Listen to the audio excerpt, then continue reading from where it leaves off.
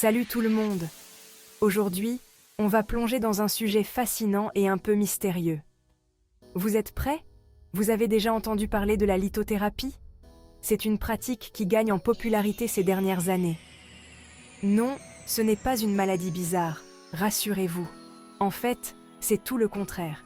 C'est une méthode de soins alternative. C'est une pratique ancestrale qui utilise l'énergie des pierres pour améliorer le bien-être. Ça vous intrigue? Moi aussi, je trouve ça fascinant.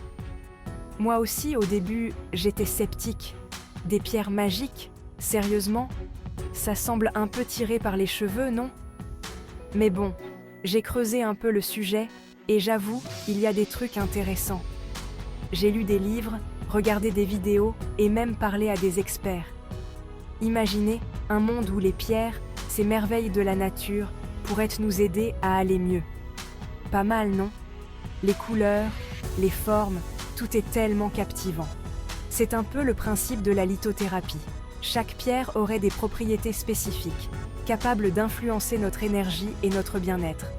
On va parler de tout ça. Promis, on va décortiquer ensemble ce que c'est, comment ça marche, et surtout, si ça marche vraiment. On va explorer les différentes pierres et leurs supposés bienfaits. Alors, prêt pour un petit voyage dans le monde mystérieux des cristaux? On va découvrir ensemble comment ces pierres peuvent potentiellement nous aider dans notre vie quotidienne. Accrochez-vous, ça va briller de mille feux. Et qui sait, peut-être que vous trouverez votre pierre de prédilection. Allez, c'est parti pour cette aventure scintillante. On commence par comprendre comment les cristaux sont censés fonctionner. Selon les adeptes, chaque cristal émet une vibration unique qui peut interagir avec notre propre énergie. Par exemple, l'améthyste est souvent utilisé pour apaiser l'esprit et favoriser la méditation. Le quartz rose, lui, est associé à l'amour et à la guérison émotionnelle. Vous voyez, chaque pierre a sa propre histoire et ses propres vertus. C'est comme un monde secret qui ne demande qu'à être découvert.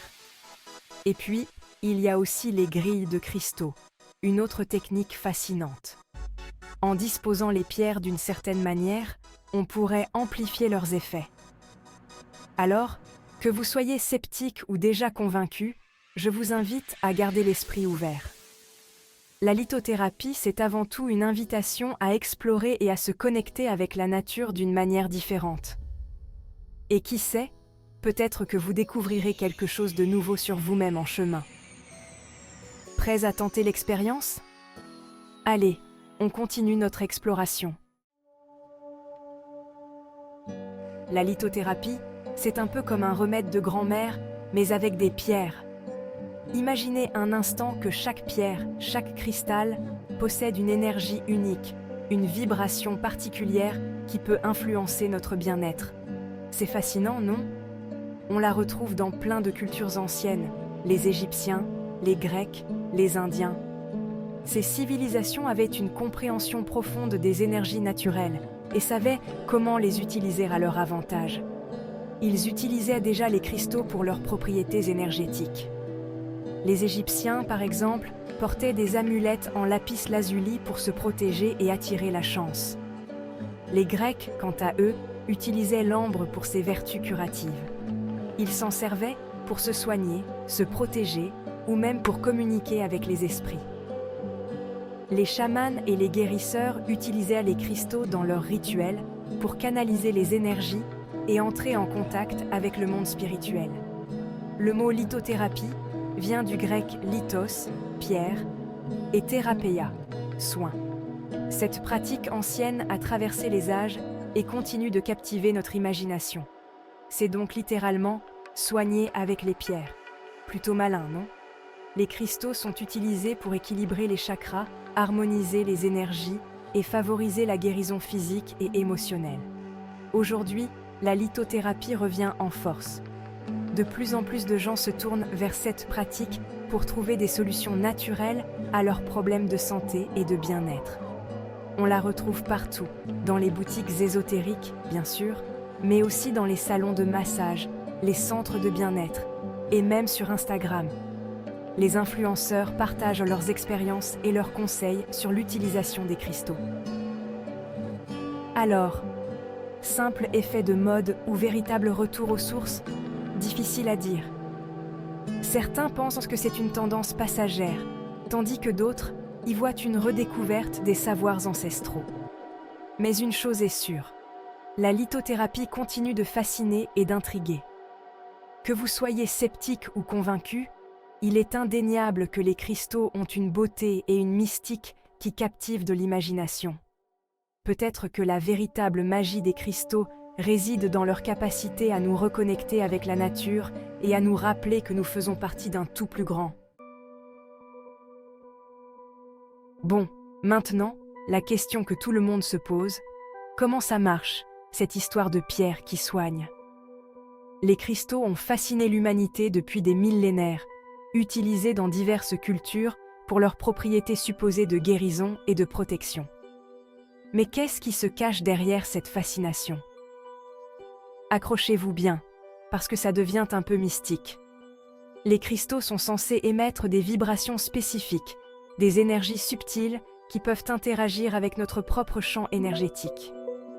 C'est un concept qui peut sembler ésotérique, mais il repose sur des traditions anciennes et des pratiques spirituelles. En gros, le principe de base, c'est que chaque cristal émet une vibration particulière, une énergie subtile qui peut influencer notre propre énergie. Par exemple, l'améthyste est souvent associée à la tranquillité et à la clarté mentale, tandis que la citrine est censée apporter de la joie et de la prospérité. On parle de chakras, ces centres énergétiques situés dans notre corps.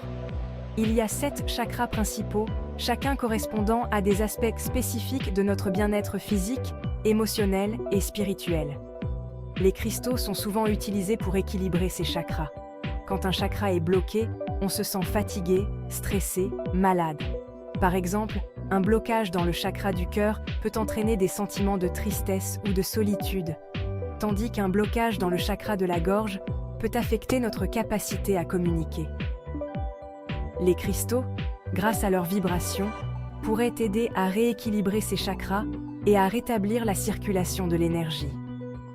En plaçant des cristaux spécifiques sur les chakras correspondants, on peut potentiellement libérer ces blocages et restaurer l'harmonie. C'est un peu comme si les cristaux étaient des mini-accordeurs pour notre corps énergétique. Ils résonnent avec nos chakras et aident à ajuster les fréquences pour que tout fonctionne en harmonie. Ils nous aident à retrouver l'harmonie et le bien-être. En fin de compte, que vous croyiez ou non au pouvoir des cristaux, il est indéniable que leur beauté et leur présence peuvent apporter un sentiment de paix et de connexion à quelque chose de plus grand. Alors, pourquoi ne pas essayer et voir par vous-même? L'améthyste, apaisement et intuition. Prenons un exemple concret, l'améthyste.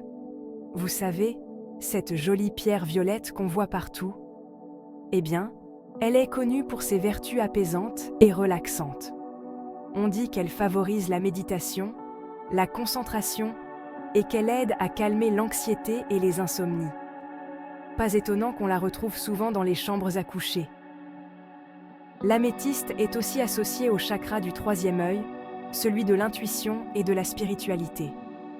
Alors, si vous avez du mal à dormir, que vous vous sentez stressé ou que vous cherchez simplement à développer votre intuition, l'améthyste pourrait bien être votre nouvelle meilleure amie. Le quartz rose. Ouvrir son cœur. Passons maintenant au quartz rose, la pierre de l'amour par excellence. Vous l'avez deviné, elle est souvent utilisée pour attirer l'amour, la tendresse et la compassion. On dit qu'elle aide à guérir les blessures émotionnelles, à pardonner et à s'aimer soi-même. Le quartz rose est associé au chakra du cœur, le centre de l'amour et de la compassion. Alors, si vous cherchez à attirer l'amour dans votre vie, à guérir des blessures du passé, ou simplement à vous sentir plus aimant envers vous-même et les autres, le quartz rose est là pour vous accompagner.